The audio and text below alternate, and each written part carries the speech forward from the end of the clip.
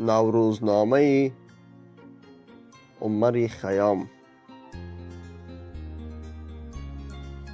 حکیم خیام نیشاپوری در نوروزنامه خود تاریخ پیدایش، آیین‌ها و فلسفه نوروز را خوب بیان کرده است.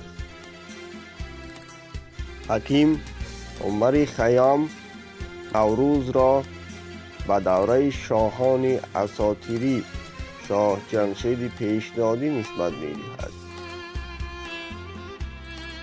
او نوروز را آغاز سال و متمرکز شوی کیهان می‌حسابد. باز عمر خیام می‌گوید در نوروز آدمان به همدیگر هدیه ها می‌دهند، به خانه هم خوراک روان می‌کنند و حتی لباس خود را هم نو می‌کنند.